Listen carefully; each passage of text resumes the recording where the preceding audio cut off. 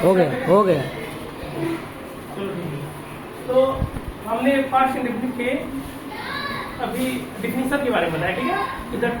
The tells us about the habit and routine of the past time is known as past indefinite. Clear? Now you will read about the structure of the past indefinite. Clear? तो देखते हैं कि इसका rules क्या होता है, structure क्या होता है। तो मैंने प्रेजेंट इंडेफिनिट के रूल्स के बारे में समझा दिया है, ठीक है। क्या समझाया था? तो मतलब उसमें जो सिंपल सेंटेंस होते हैं मीन्स अफर्मेटिव सेंटेंस, तो मेन वर्ब में यस, अगर सब्जेक्ट सिंगुलर हो और अगर सब्जेक्ट प्लूरल हो तो ओनली वर्ब फर्स्ट फॉर्म, और जब नेगेटिव सेंटेंस से बात करते हैं तो हेल्पिंग वर्ब डू नॉट या डज नॉट का यूज करते हैं। अब हम आते हैं इससे पास्ट इंडेफिनिट पे, ठीक है। तो इसमें जो अफर्मेटिव सेंटेंस होता है, देखो अफर्मेटिव मतलब सिंपल सेंटेंस, मतलब पॉजिटिव सेंटेंस जिसमें निगेटिव ना हो, ठीक है। तब जब सेंटेंस क्या होता है, अफर्मेटिव होता है, तब हम सब्जेक्ट या सिंगुलर है तो प्लूरल है। In this tense this present indefinite there is no boundation. Understood? Means कोई भी सब्जेक्ट हो, जैसे प्रेजेंट में बाउंडेशन रहता था, अगर सब्जेक्ट सिंगुलर तो वर्ब में यस आर यस, और सब्जेक्ट प्लूरल तो there is no s or es, only verb first form. But if the sentence is given in the past indefinite tense, then we use second form of verb, whatever subject may be. Clear? We use that second form of verb, whatever subject may be. Either subject is singular or subject is plural. Only we will use second form of the verb. Clear? तो देखते हैं कि इसका structure देखते हैं, ठीक है। तो सबसे पहले आता है subject. Yes, you did that means subject plus verb, second form and plus object और other parts of verb means remaining parts of sentence में जो भी आएगा एडिशन चला जाता है, ठीक है। तो ये हो गया क्या, simple sentence means affirmative when there is no negative, जब कोई नकारात्मक वर्ब न हो। अब हम एग्जांपल ले लेते हैं छोटा सा इसके बाद, ठीक है। तो वह घर गया, अब यहाँ मैंने बताया था ना, जो हिंदी में पहचान बताया था, जिन वाक्यों के अंत में मुख्य क्रिया के साथ ता, आती, ईते थे या ई आदि शब्द आते हैं तो क्या होते हैं, पास्ट इंडेफिनिट टेंस के सेंटेंस कहलाते हैं, मतलब वो पास्ट इंडेफिनिट में रहते हैं। तो उस तरह से वह घर गया, तो स्ट्रक्चर के हिसाब से सब्जेक्ट ही होगा ना, सब्जेक्ट ही और वर्ब सेकेंड फॉर्म मतलब मेन वर्ब। गया मतलब जाना, तो फर्स्ट फॉर्म गो होता है, सेकेंड फॉर्म वेंट होता है और थर्ड फॉर्म गॉन होता है। तो we will use the second form of the verb ने। तो गो का सेकेंड फॉर्म वेंट, तो ही वेंट टू हाउस, वह घर, ही वेंट टू हाउस, ठीक है। अगर होम लगाएंगे तो क्या होगा, तो टू नहीं लगेगा, ठीक है। एक और लेते हैं सेंटेंस, मैं रोज विद्यालय जाता था। अब यहाँ था क्या ना, तो मेन वर्ब के साथ जुड़ा रहेगा, मतलब जिसमें था लगा रहेगा तो वही समझोगे कि क्या मेन वर्ब है, ठीक। तो मैं आई, अब इसमें भी जाना ही है तो went, second form I went to school, I went to school daily, I went to school daily, मैं रोज विद्यालय जाता था, ठीक। अब आते हैं सेकेंड रूल। सेकेंड रूल क्या होता है इसमें, निगेटिव। सेकेंड रूल मतलब निगेटिव सेंटेंस। अब जैसे ही निगेटिव सेंटेंस स्टार्ट होगा तो उसमें एक सिंपल सा एक ही इसमें हेल्पिंग वर्ब होता है, डिड। हेल्पिंग वर्ब क्या होता है, तो सबसे पहले इसमें भी क्या है, सब्जेक्ट। मैंने पुराने जब प्रेजेंट इंडेफिनिट का स्ट्रक्चर बताया था तो बोला था सब स्ट्रक्चर वही रहेगा, सेम रहेगा, आप लोग कॉपी कर सकते हो उसका, बस क्या चेंज होगा, हेल्पिंग वर्ब, और कुछ नहीं चेंज होगा, स्ट्रक्चर में कोई बदलाव नहीं होगा। जो मैंने पिछला पढ़ाया था स्ट्रक्चर सेम रहेगा, बस हेल्पिंग वर्ब चेंज होगा और सब कुछ जैसे का ऐसा रहेगा, ठीक। तो इसमें हेल्पिंग वर्ब आएगा, डिड, उसमें भी हेल्पिंग वर्ब दिया जाता था, उसका निगेटिव रहता था तो नॉट, और प्लस वर्ब का इसमें फर्स्ट फॉर्म आ जाएगा। क्यों, मैंने बताया था पहले ही एक बार नोटिस करा दिया था कि जब हेल्पिंग वर्ब नीड आएगा उसके बाद से वर्ब का फर्स्ट फॉर्म आना शुरू हो जाएगा, ठीक है। Then object and P T C, clear. Let us take an example related to this structure. हम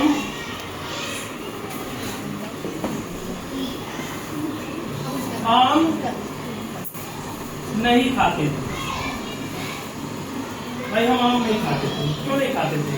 हो सके सीजन ऑफ हो जाता होगा, सड़ा हुआ मिलता होगा, ठीक है। चलो देखते हैं, हम आम नहीं खाते थे, तो सबसे पहले क्या आएगा? Subject to be, helping verb did not, okay. तो बी डिड नॉट, वर्ब का फर्स्ट फॉर्म मेन वर्ब यही है, साथ में जिससे लगा रहता है तो खाना होता है, ईट, ठीक। तो बी डिड नॉट ईट, और यहाँ क्या हो जाएगा? मैंगोज, ठीक है। हम आम नहीं खाते, एक्चुअली यहाँ प्लूरल सब्जेक्ट है तो उसके अकॉर्डिंग मैंने मैंगोज किया, ठीक है। अब एक सेंटेंस और लेते हैं, वे सब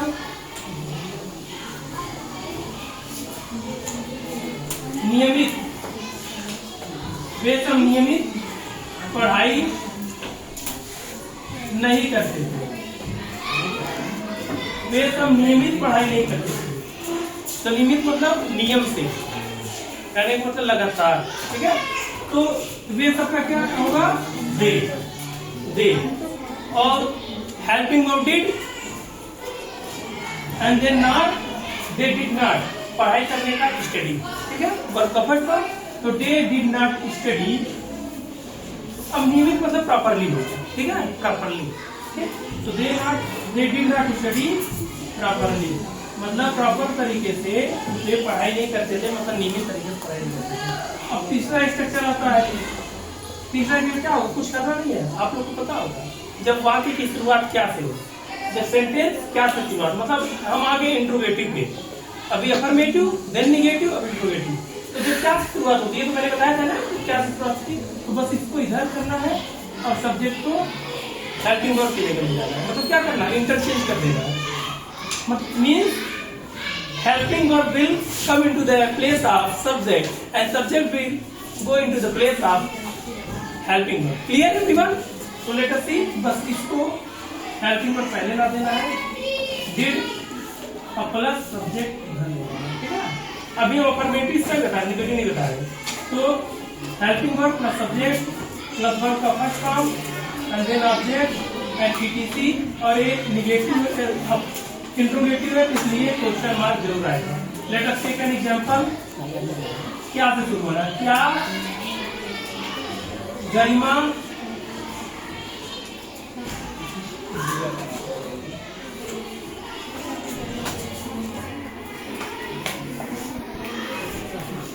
खाना खाती थी? क्या गरिमा खाना खाती थी? तो क्या से शुरुआत हो रहा है?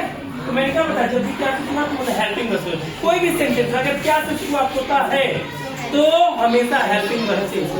क्लियर? ये दिमाग में रख लेना। तो डिड गरिमा, डिड गरिमा खाने का ईट और food, did Garima eat food, ये तो हो गया। अब हम आते हैं निगेटिव पे। अब स्ट्रक्चर बना हुआ है, बस सब्जेक्ट की जगह हेल्पिंग वर्ब की जगह सब्जेक्ट कॉन्सेप्ट, ठीक है। देख लो, helping verb did plus subject plus not plus verb का first form and then object and etcetera. Clear? Now ठीक है, क्योंकि ये नीचे हो जाएगा तो दिखेगा नहीं, that's why I am writing here. तो क्या हो गया? अब एग्जांपल लेते हैं, निगेटिव वाला लेना है। क्या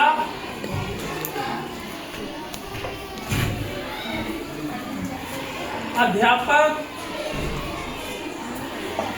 समय से सही है, ठीक है, बड़ा बड़ा लिख दे ताकि कैमरे में दिखाई दे और यहाँ भी दिखाई दे।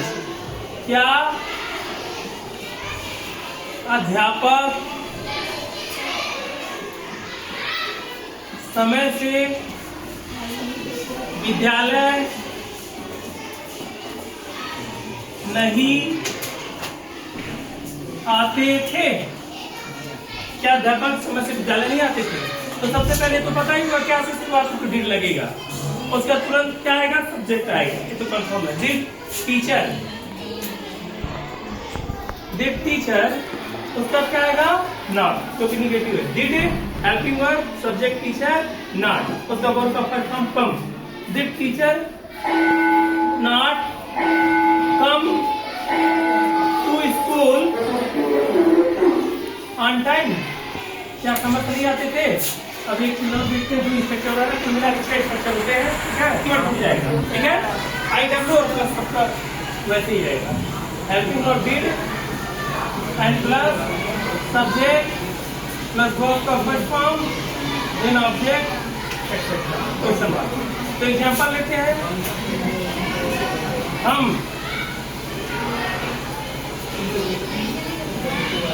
सुबह व्यायाम क्यों करते थे? हम सुबह व्यायाम क्यों करते थे? तो क्यों आ गया ना बीच में, इसकी इंग्लिश लिखते हैं, why did we take exercise in the morning, in the morning. Why did we take exercise in the morning. और लास्ट स्ट्रक्चर जो है, अब निगेटिव भी आएगा, इसमें कुछ करना नहीं है, आई डब्ल्यू जोड़ देना है और सब कुछ उतार दे, ठीक है, मैंने बताया। Plus helping verb did and plus subject and plus not plus verb first form and plus object etcetera. Clear? अब एग्जाम्पल देखिए, ठीक है।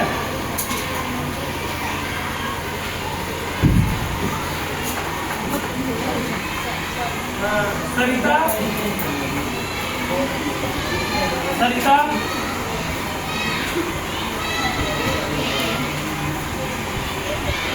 गोरखपुर क्यों नहीं